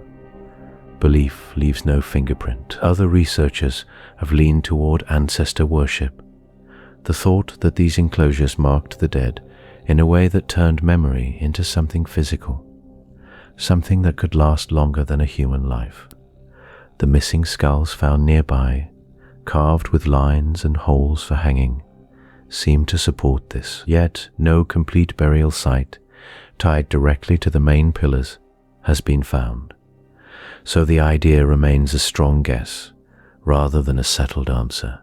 There is also the astronomical thread, the notion that some of the pillars might have been placed to track the rising or setting of certain stars. Later reviews questioned whether the angles were meaningful, or simply the kind of pattern that appears if you search hard enough in any pile of numbers. This particular theory has risen and dipped more than most, and it remains open. neither confirmed nor dismissed. Even the question of who directed the work continues to shift. Early theories imagined a single powerful figure, a leader who commanded labor the way later kings would. But the site shows no throne, no grand house, no single grave built above the rest. This has pushed some researchers toward a very different idea. That leadership here may have been shared, seasonal, or spread across many small groups working in rotation. If true, it would mean big projects do not require big rulers. That is a quiet but significant shift in how we think about early human organization. Each time a theory falls, it does not vanish completely. It becomes part of the layered history of thought that surrounds the hill, much like the layers of soil that surround the stones themselves. Excavation teams often say, the site teaches patience. A pattern that looks certain in one season can soften the next. Once more of the hill is uncovered. The pillars do not change, but the meaning drawn from them keeps moving gently, like sand shifting under slow wind. Some archaeologists now wonder if the mystery may never fully resolve, not because the tools of science have failed, but because the builders left behind actions instead of explanations. They carved animals. They raised heavy stone. They filled the chambers with care. But they did not leave a written account of their reasons, and so every answer we construct is built from clues, not confessions. This uncertainty is not a weakness of the science. It is simply the shape of a very old question. Each new theory adds a little more understanding, even when it does not settle the debate. A rejected idea can still reveal something true about the shape of the puzzle. The same way a missing piece can tell you what does not fit, even if you never find what does. For now, the running theories sit together in careful tension. Ritual center, ancestral shrine, communal project with rotating leadership. Sky-watching site, each one has support, none has full proof. And so archaeologists continue returning to the hill, patient as the wind that moves across it, waiting to see which idea will rise next, and which will quietly fall away, sinking slowly into the deep soil of things we do not yet understand.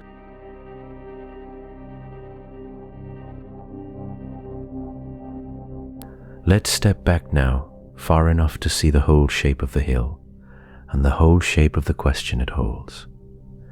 Picture the earth from a great height, turning slowly through its long day. Somewhere on that curve of stone and soil, a ridge in what is now southeastern Turkey holds pillars older than the pyramids, older than the wheel, older than the first written word. From this distance, the hill looks small. The question it raises does not. Modern eyes bring modern tools to this place. Ground-penetrating radar sees shapes below the soil. Chemical tests read the ages hidden in bone and charcoal. Computers model how a group of people might move a 16-ton pillar without a single beast of burden. And still, after all of that careful looking, the deepest questions remain open. Why did people with no fixed home, no plow, no written law, choose to gather and carve and raise these stones? That question has outlasted every tool we have pointed at it. There is something quietly humbling in that. We tend to think of progress as a straight line moving from simple to complex, from small to large, from scattered bands to great cities.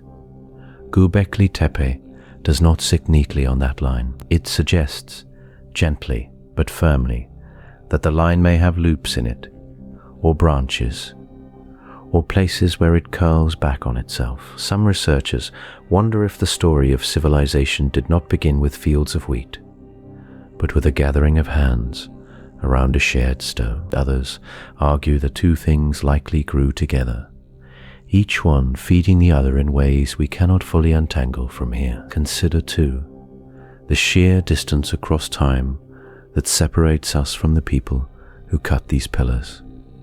11,000 years is not an abstract number. It is roughly 440 generations of parents holding children, of stories passed by fire, of hands teaching younger hands how to shape stone with stone. Everything they knew about their own world is gone, except what their tools and bones and carvings can tell us. We are reading a letter written in a language we do not have, using pictures instead of words, hoping the pictures mean something close to what we imagine. And yet, the builders were, in every physical sense, exactly like us. Their brains held the same capacity for memory, for planning, for wonder. The calcium in their bones and the calcium in ours trace back to the same ancient stars, forged long before the Earth existed, and scattered across the young solar system in dust that later became rock and root and rib. In that sense, the person who first pressed a chisel into limestone at Göbekli Tepe was made of material no different from your own hands resting quietly right now. The distance between that moment and this one is measured in thousands of years, but the material never changed.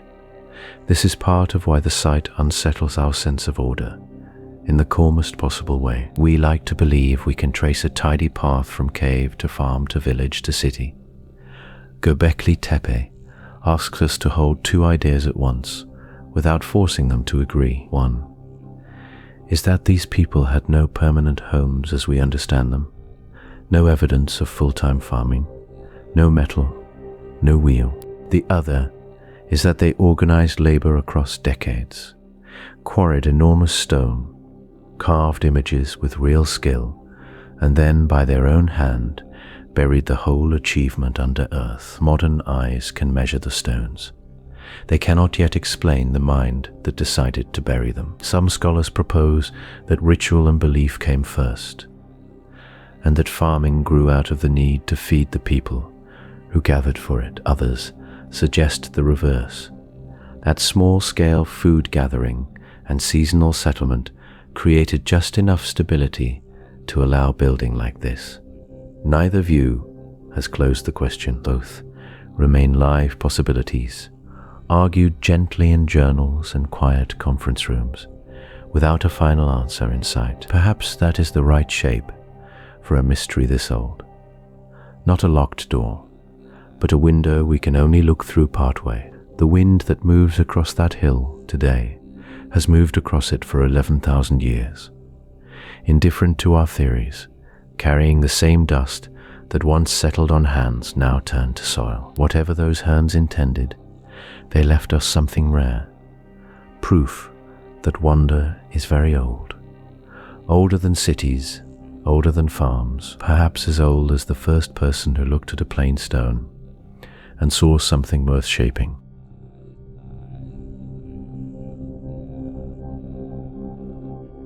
Picture the hill again, one last time. Soft grass moves over it now, the way it has for thousands of years.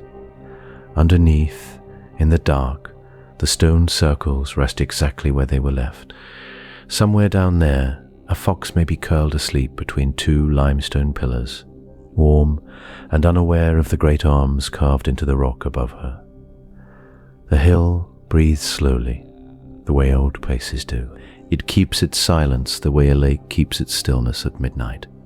We have spent this whole night turning the same question over, gently, like a stone in the palm of a hand. Why did people with no farms, no cities, and no metal tools raise these massive pillars and carve them with such care? We do not have the answer. Nobody does, not yet. Maybe nobody ever will. And there is something soft about that, something almost comforting. Not every question needs to close before we rest. Some questions are better carried quietly into sleep, the way you might carry a warm stone in your coat pocket on a cold walk home. Think of the builders one more time, in the low gold light of an evening, 10,000 years gone. They are not so different from us. They looked up at the same stars. They felt the same tiredness in their shoulders after a long day's work.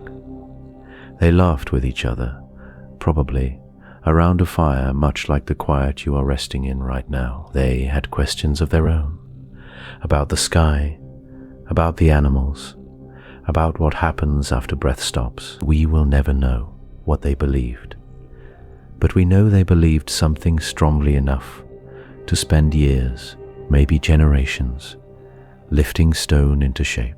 And then, just as gently as they built, they chose to bury it all.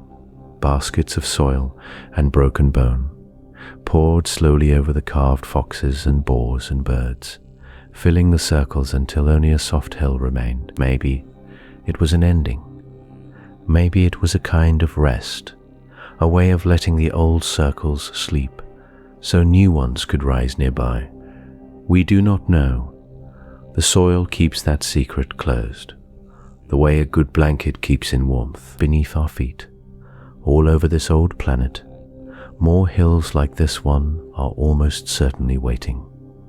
Most of the ground has never been dug. Most of the past is still down there, patient, unhurried, holding its shape in the dark. Somewhere, a shepherd may be walking right now over a hill that hides another ring of pillars, another set of animals no one has seen in 10,000 years. He does not know. The hill does not tell him. It simply waits, the way stone always waits, on a schedule far longer than any single human life. There is something quietly good about a world that still keeps secrets like this. It means wonder has not run out. It means the ground itself still has stories folded into it, waiting for someone patient enough someday to listen. You do not need to solve this tonight. You do not need to solve anything tonight. You only need to picture that grassy hill, under a wide dark sky, the pillars sleeping below, the wind moving over the grass, the way it always has and always will. Let your body sink a little deeper now, the way that hill has sunk gently into the plain over centuries. Let your breathing slow, the way the old builders' fires must have slowed to embers each night before sleep. Somewhere far away, that hill is standing in darkness right now, holding its old stones and its old questions, asking nothing of you at all. It has waited 10,000 years. It can wait a little longer while you rest. Whatever Göbekli Tepe truly was, a temple, a gathering place, a beginning we still do not fully understand, it reminds us that mystery is not something to fear. It is something to hold softly, the way you might hold a smooth old stone before setting it down on the nightstand. The question can stay open, the hill can keep sleeping, and you can sleep too, wrapped in the quiet knowledge that the world is still full of wonders nobody has explained. Rest now. Let the stones keep their secrets a little longer. Subscribe for a brand new Earth topic every night. One tap and something wonderful is waiting for you tomorrow. Sweet dreams.